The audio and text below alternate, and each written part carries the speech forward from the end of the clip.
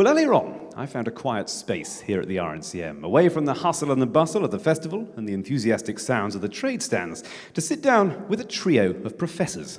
The present and past principals of the Royal Northern College of Music, Linda Merrick and Edward Gregson, and James Gourlay, the college's International Chair of Brass Studies, former Principal Tuba of the CBSO, BBC Symphony Orchestra and Zurich Opera House, and current General Director of the River City Brass Band in Pittsburgh, the only professional brass band in the world.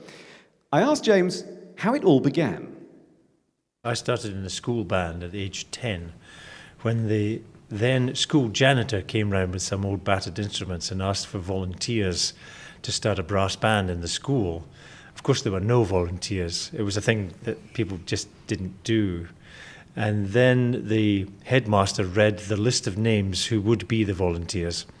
And my name was on the list. I guess because I couldn't play football very well. And because I was the tallest in the group, I was given the tuba to play. And that was it? It began there? It began there, yes, and we had a lesson after school, every night after school. And we were playing hymn tunes with a kind of band at the end of the first week, and just burgeoned from there. If that hadn't have happened, was music in any way a possibility in your life? Oh, not at all. Absolutely not. I come from quite a poor working class family. We had a 2-bedroomed house and we had 8 people living in it. And we didn't really have 2 halfpennies to rub together. So to have any kind of lessons or individual lessons, that was completely out of the question. And this really brings me on to, I suppose, the key point of this conversation is that, brass bands perhaps don't get the credit they deserve in music education, in community music making. And you've just described that brass bands, a tuba, has provided a lifetime, a career that's taken you all over the world. We look far away for inspiration for our education projects, and yet brass banding in this country has been taking place at this level for over a century. Does it ever frustrate you that brass bands don't get the acknowledgement, the recognition they deserve? Well, I'm not a person that really gets frustrated, but I do agree that they deserve much more recognition than they're currently getting. And particularly when education authorities are being forced to cut budgets, very often the first thing to be cut is music education or arts education in general. That's not just in this country, but certainly in the United States where I currently live. Then the community band has an incredible role to step up to the plate, to use a baseball term, and fulfill an educational role, which, as you say, in the UK for almost 100 years or more, has been fulfilling. And I know many players who started in the brass band, continued to the brass band and stayed in the brass band, but then a huge number of very famous players who went on to have international careers. Well, that's it, and we'll come back to those crossover artists, if you like, who began in brass bands and ended up, filling nearly every symphony orchestra in the country. Linda Merrick, you, like me, I suppose, look on brass bands as an outsider. You as a clarinet player, recording artist. How do you see brass bands as your role as principal of the RNCM? What's their importance? What's their significance to musical life? I think where the RNCM is situated geographically, we're in the centre of the heart and the history of the brass band movement. So it's always been an important part of the RNCM. I think for many of our students, it's an outlet. They're sitting on the principal seats already in some of these bands. They're aspiring to be conductors of the bands, to write music for these bands. And I think the quality of performances is truly inspirational. And that's a shock to any students who haven't experienced that before because they maybe don't come from that world. So I think it's a very important part of what we do. And as James rightly pointed out, many students who come here from the brass band tradition then change over, and the cornet players will become exceptional trumpet players. The tubas and trombones will, of course, work in our symphony orchestras and big bands and all the other ensembles that we have here. So it's the most incredible training that's a very sort of British thing, and the grounding of so many fine players out there.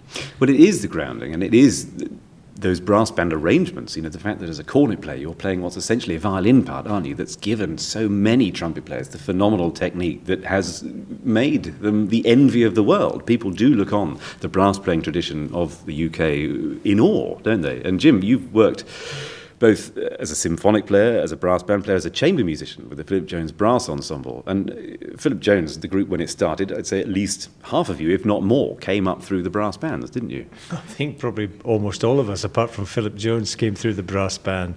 He loved that lyrical quality of playing that brass band players inherit through their great tradition. And that the technique that you mentioned is incredible and comes from the repertoire that we play, the orchestral transcriptions. And also the ability to sing. You know, brass players through brass bands, they sing through their instruments. Edward Gregson, your composing output has covered all genres, but you began in brass, some of your earliest compositions. What is it about the brass band sound that makes it such a thrill to write for? Well, I guess a bit like Jim, actually. I grew up playing a brass instrument in a brass band when I was a teenager, so I had that kind of sound world around me. So I've always been, it's in my DNA, as they say, I think, a little bit. You know, but I was then, of course, when I was a teenager, I was playing the piano and trying to write music, and then I went on to study. So, in fact, I gave brass playing up. But it's always been part of my kind of sound world, as I've said. And I think, you know, for a composer, it's a really terrific medium to write for. I mean, it's so exciting. And, okay, you can say there's a limited colour because they're all brass instruments. But, I mean, you do have the same kind of percussion you have in an orchestra, symphony orchestra, for example.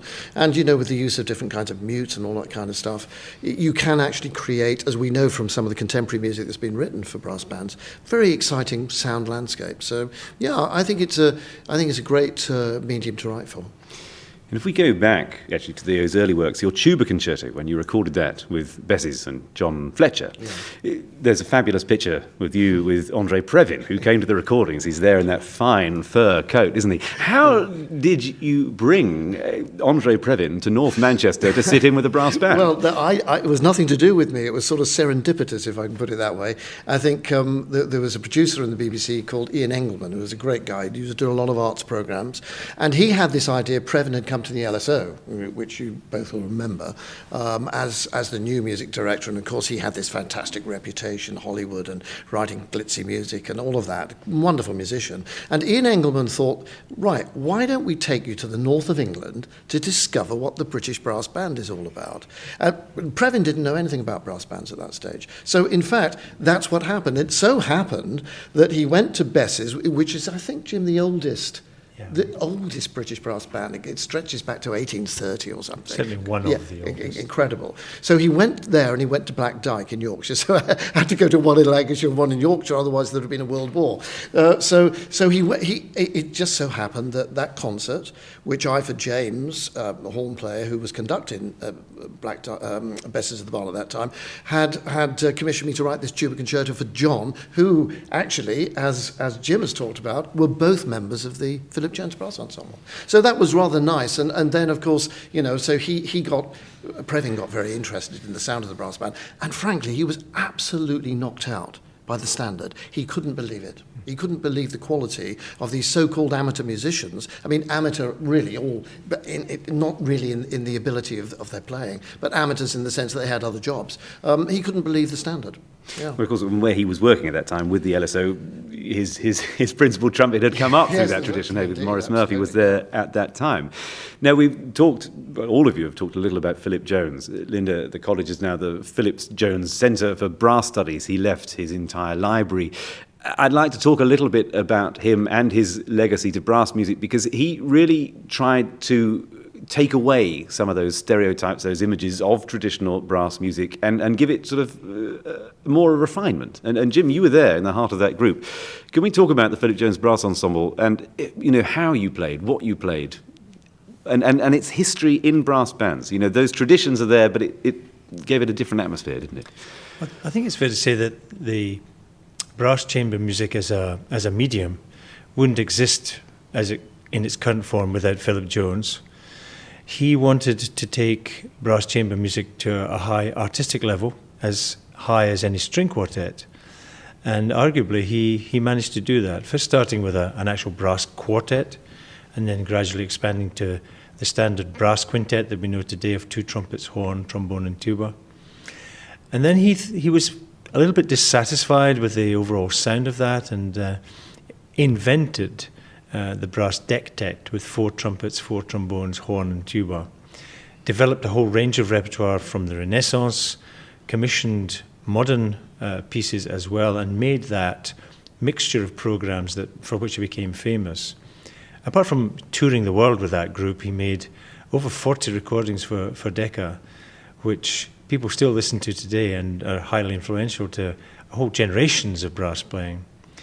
But again, he really liked to draw former brass band players, let's call it that, people that had grown up in the brass band scene, because they could play a melody, they could play lyrically, and they had fingers and technique that they can move around. So some of the more virtuosic pieces I don't think would be possible if it hadn't been for that training that we had coming up through the brass band scene.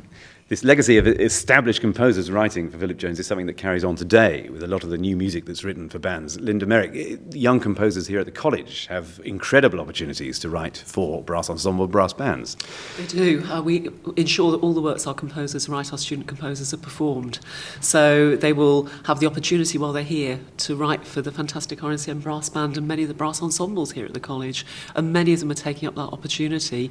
Many of them are indeed brass players themselves. They might be former brass players or still students who carry on playing. But we're seeing some really interesting works coming through the college, through the composition department here. Edward Gregson, I imagine one of the great things about writing for brass band is the chance for repeat performances, because they do keep coming back to new music that's been commissioned, perhaps more so than happens in other musical spheres. I think that's certainly true, and for a young composer, it's a good way of sort of getting into the professional world of writing, because it is the possibility of commissioning fees, etc. But I think, as Linda said, the great thing, I've been composer in association with Black Type for the last year. Part of the brief, the funding from the Arts Council, was conditional on me doing some seminars and workshops with young composers. So in fact, I've been at the RNCM in Manchester. I'm going down to Birmingham and to Cardiff to try to interest student composers who don't know anything about the brass band, never written for it before, to actually write. And I'm very pleased to say here in Manchester, as a result of the sessions we had, there's about 12 composers who want to write who've never written for a brass band before.